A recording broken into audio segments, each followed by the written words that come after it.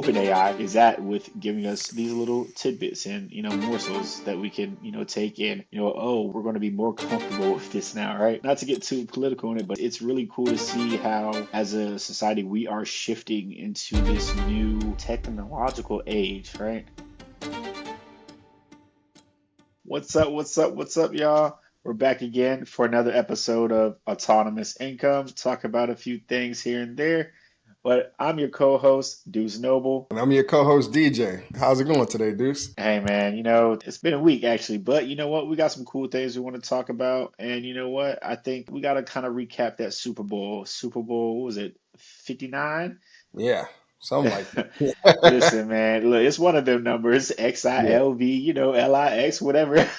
it's getting But up there. It's however, getting up there now. Yeah, look, I think, well, let's recap it. Some cool things that happened. You know what? I think it's cool to see like some of the commercials that came out, some big ones, some big name companies that spit that bag on those commercials. So let's unpack what happened at the Super Bowl a little bit and what that means for technology, what that means for marketing, and what that means for entrepreneurs and whatever else that may have. So what do we got?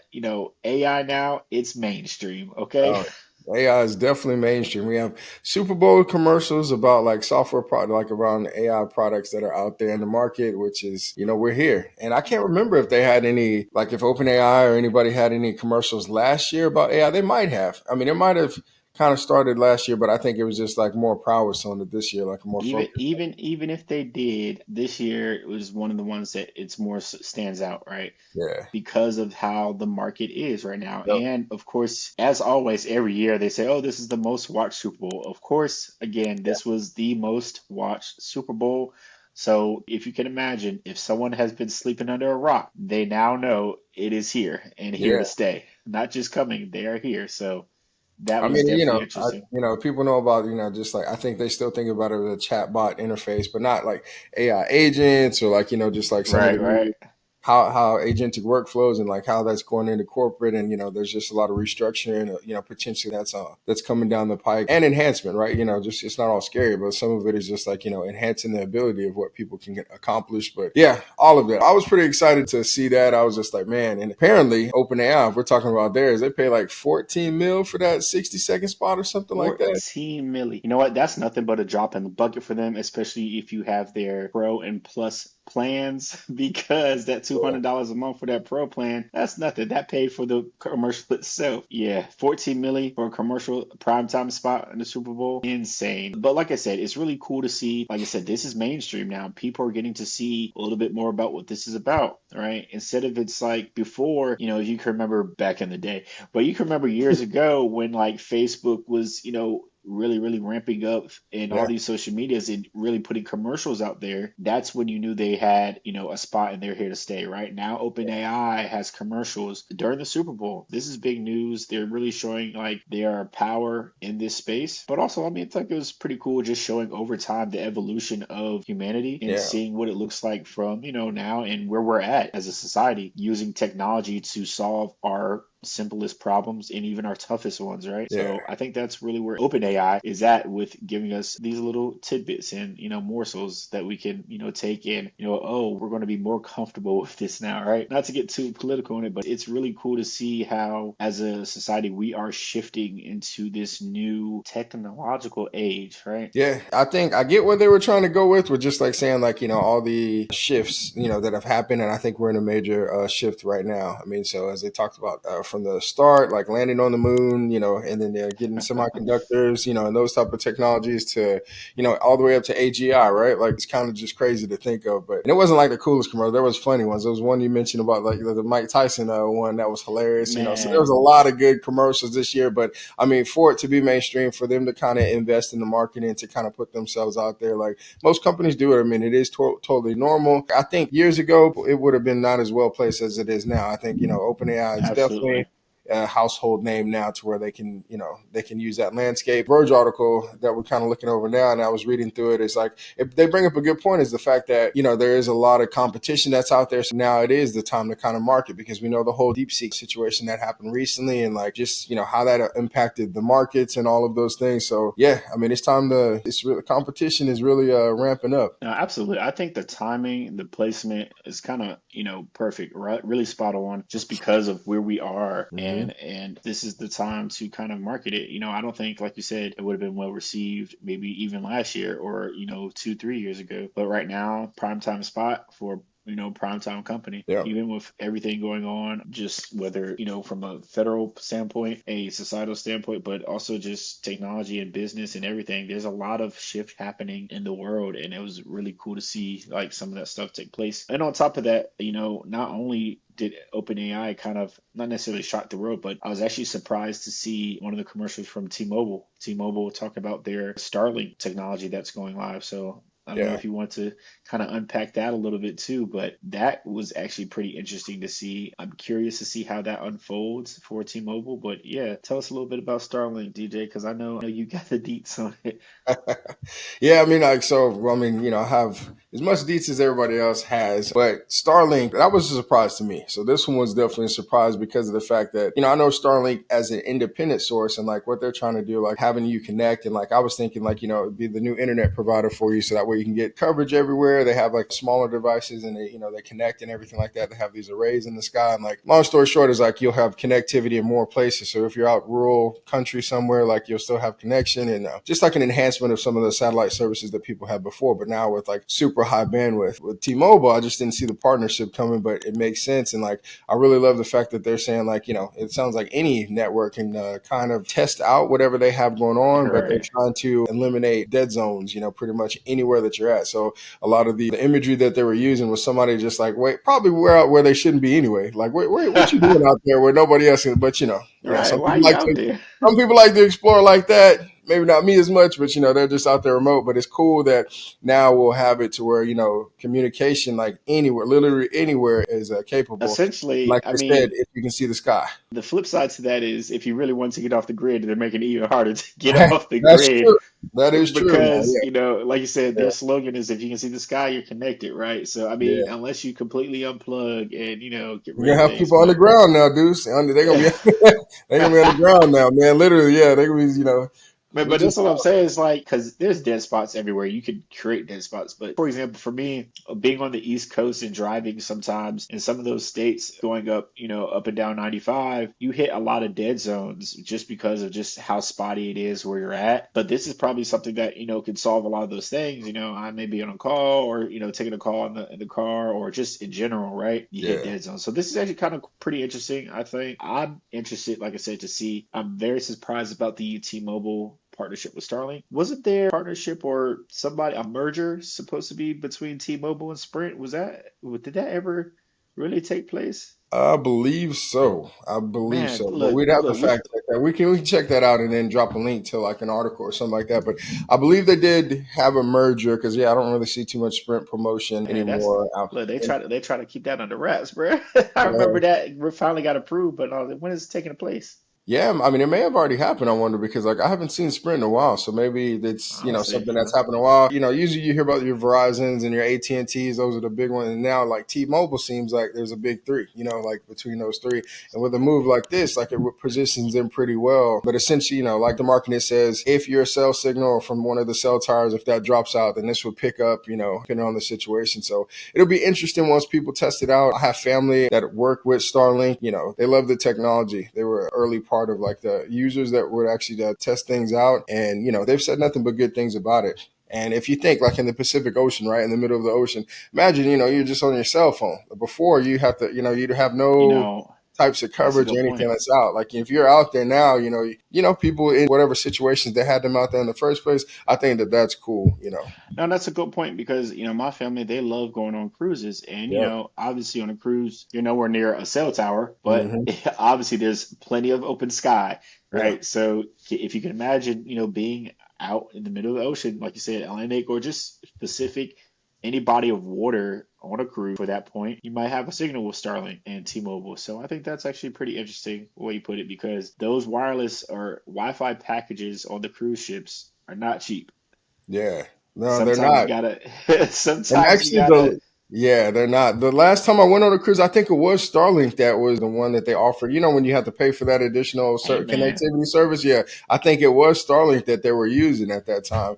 There's a time before it wasn't, and it was real choppy. And the last time we went on the cruise, we bought the package, and I want to say it was Starlink, and that was like last year, maybe the year before. But yeah, I mean, man, I'm saying though, there's definitely a great use case right there. But all in all, I think this year for the Super Bowl was the year of marketing, yeah, especially with the digital marketing. And a lot of people had some pretty interesting campaigns, but this really ties into a lot of things that I think is precursor of what we're going to see, whether it's, automation in marketing, AI marketing, or just digital marketing in itself. I think that's really going to kind of take shape for 2025 for a lot of things, man. I think I'm excited for that. And of course, obviously, the Chiefs didn't achieve their three-peat, but mhm, mhm, but I think as far as seeing how I'm one of those, I kind of nerd out a little bit about how marketing happens, and the thought that goes into marketing. Like you said, that Michael and Son commercial with Mike Tyson had nothing to do with plumbing and AC and all that stuff that Michael and Son does, but it was genius marketing, right? It's one of the things. I haven't busted out laughing in a long time at a Super Bowl oh commercial. wow, That yeah. one was pretty good. So if y'all haven't seen the Michael and Son Mike Tyson commercial, that one was pretty funny. I might add myself, but Yeah, I mean, there's a few good, memorable commercials, and I think some of the ones in the past, like those Budweiser frogs, were hilarious. There was just a lot, a lot of different commercials that really stuck with people over time. But I think what would be interesting to see the return on investment, because we all know marketers every year they pay millions of dollars for time spots during the Super Bowl. We know it's highly watched, but this year in particular, since it was the highest viewed, like you were mentioning earlier, since it was the highest viewed Super Bowl and halftime show, I mean, there's a lot of eyeballs on on products and services available for those companies and everybody. So it's just really cool to kind of see that. It's always a thing every year. And yeah, no 3P. It would have been kind of cool to see that and like be a part of that, because who knows if that'll ever happen. But there's a lot of Eagles fans out there that are happy, and like it's cool also to see some people on that team get their first ring and things of that nature. So that was pretty cool. But I'm a Cowboys fan, so it's us I next year. don't We up. listen. I don't know Now, why. Commanders, y'all sit. So I wanted to check this out real quick. This may or may not be as accurate, but a quick search, the average return on investment for Super Bowl ads is around $4.6, $4.6 for every dollar spent. Mm, So I'm assuming interesting. that's really good. Better than going negative. You know what I mean? It's Something like it's that. it's it's not bad, but what it does, it does, like you said, it drives that engagement. It drives people talking about it like us. It's one of those things. It's like it gets people talking, because I don't think Super Bowl ads are really meant to kind of sell the product. It's to get people engaged, right? Like I said, for Oh, example, and I'm gonna use this one again. The Michael and Son commercial had nothing to do with anything that they sell, but it was engaging. It was funny, right? yeah, It was genius marketing in a way where you get people to say, "Oh, that was funny. Let me go yeah, check out with it." Like before that, I've seen plenty of Michael and Son commercials, and I could not for the life of me tell you what they do. yeah, Honestly, if I did to go look at that commercial again, I would have been like, "Oh, there's some plumbing AC." Like if my AC went yeah, out right yeah, now, I would be like, "Oh, I gotta call Mike," yeah, man. right? But I think it's one of those things where you start to see that return on investment, and I think even from a technology aspect, OpenAI is trying to see that, just getting people engaged, right? T-Mobile and Starlink getting people engaged. T-Mobile had an engagement with their commercial, say, "Hey, users can try it out, a free trial on Yeah, their Starlink." Right? Even if you don't have T-Mobile, any network you're on, you can have a free trial and check out our beta. yeah. Right? It's one of those things. It's like, oh, I want to try this. Like, honestly, it wouldn't hurt. Like, I honestly might be interested in just trying it out, see One what it thing does. I would ask you, because you remember years ago, it was a lot of car commercials and a lot of, there was different, types of services or whatever. Do you think it's more software? Like there's a lot more technology that's being introduced now. I mean, because, there's like TurboTax, there's, certain products like that every year, and that hits, around the time, because it is tax season. So that's smart. H&R Block, you'll see those. I feel like there's more, well, of course, OpenAI is there. Google had some, well, Google's there typically every year too with something that they're announcing, but do you feel like it's more tech driven? Do you think that industry kind of really leaned into it this year more so than the other industries? It's hard to say because, I mean, as far as what Super Bowl commercials in general, Yeah. I think Yeah. it was pretty balanced. I mean, I think that as, for the Super Bowl, they try to keep it that way. I could say for other years, I have seen some pretty tech heavy, but to me, it was pretty balanced as far as other industries. Just to see, like I said, there was everything from, tech all the way to commercials about, I think, he gets us a personal Jesus, right? There's a lot Mm. of different commercials. Like the range is very vast, and I think this year was pretty balanced. But I Speaking think, of a range, lot of those companies, yeah. they are driven by some of that technology behind the scenes, obviously, right? But it's one of those things I think it'll be interesting to see just how complementary the media is with all of that, right? Yeah, and I remember a couple years ago, a lot of electric vehicles. So that was a thing too. Like No, everybody's, that was a thing. yeah, there That was a was a push. big thing a That's few why I years asked ago. because like automobile industry pumped it a lot a couple years ago, and I think there was a tremendous amount of EV, like electric. So the auto industry took it up. Like Matter of had fact, one I year didn't, where I think I they don't had even most. But remember that this many. year, I want to say that there was a lot of tech industry was kind of really heavily allocated. I I was would say there's a little more tech than usual, but I don't even remember many automotive commercials that they had out there. Yeah, they had. I think they had like Chevy. They were talking about they were promoting like Cadillac at one year that the Cadillac Lyric and Chevy had truck maybe or the Blazer or whatever the case is. Like some one of like pretty much every. You remember that span where everybody was really pushing their Yeah, EV. yeah.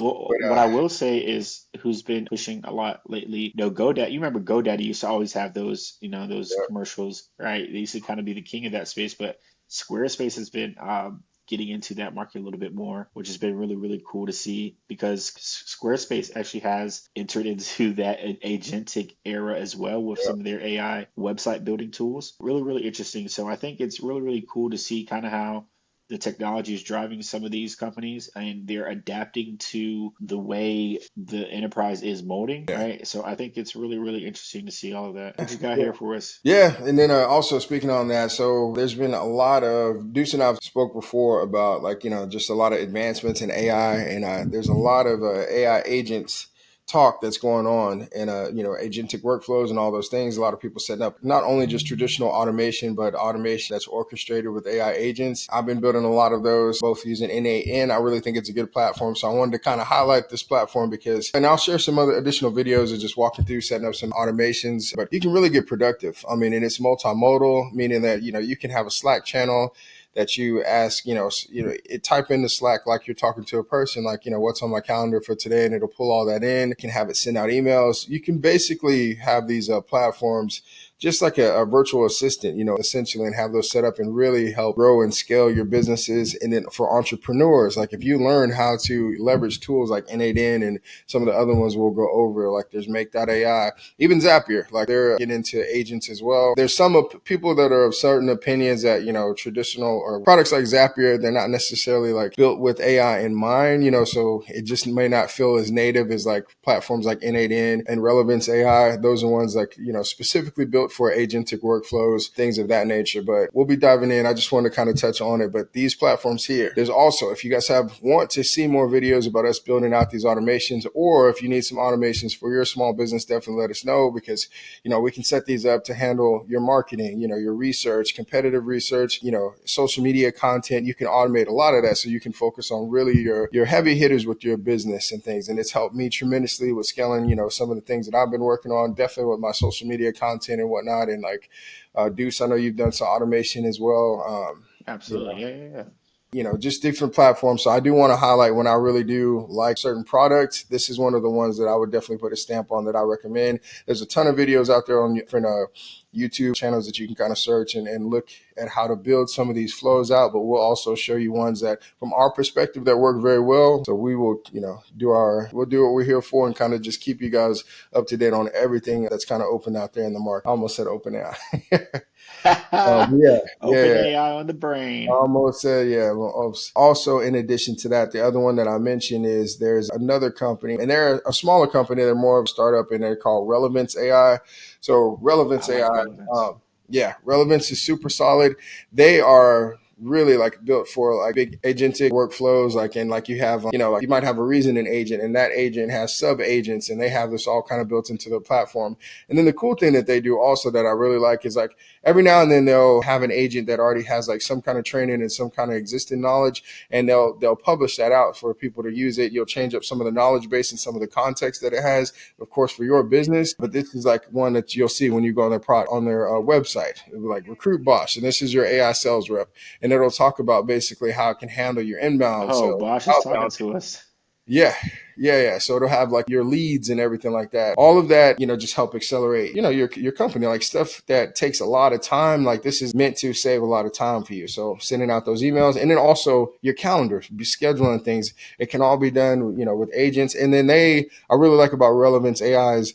They make it really easy for a human in the loop workflow. So that way you're kind of, as you can see here within the chat, like you can kind of talk to the agent. It'll come back if it needs more questions. It's just almost like you have a VA. So essentially, like I was saying before, like you can, they just introduce new agents, and you're able to kind of leverage those with different workflows. But, they have a whole bunch of pre-built ones, but this is a platform that I'll definitely be sharing more videos and content about with our viewers. So if there's anything that you want to see, any kind of workflow, some other videos. Relevance, like I said, isn't as well known as like N8N yet, but they're growing, and they are pumping out a lot of features. They're very, very hungry, but I really like their human in the loop workflow that they have, and they're increasing their integrations that they have with third-party platforms, so that of course your agents have more tools and access to those things. But those are two that I just wanted to kind of lightly touch on, and we'll definitely be kind of going deeper into those coming up pretty soon. Man, a lot of that stuff's a lot. We just unpacked a whole lot of things, but I think it's really, really cool. We're in a great space. Technology is, like we said, mainstream now. So, and we're here to help. Yeah, I mean, technology's definitely been mainstream. I think this AI is, really, really, really mainstream, like all the artificial intelligence things and all those. But I agree, Deuce. Like, it's out there now, like, with all these tools of people. So I think right now is the wave, So all these entrepreneurs, like it was like and this probably predates, we were all either kids or not even born yet, but I guess the .com, all the people that were of age to kind of catch that wave. This is kind of the same thing. That's Man, why you see all hey, the listen, startups, of course, you like got to all the catch startups. the wave. Yeah, Catch the wave. You're gonna ride it or you're gonna drown. So, like, we're here to help along with that and just kind of, learn along with you guys if you guys want to learn with us. So, we're just here trying to teach the way. So, all right, like always, like, comment, subscribe, and share, and we'll be here with you next time. for sure. Peace.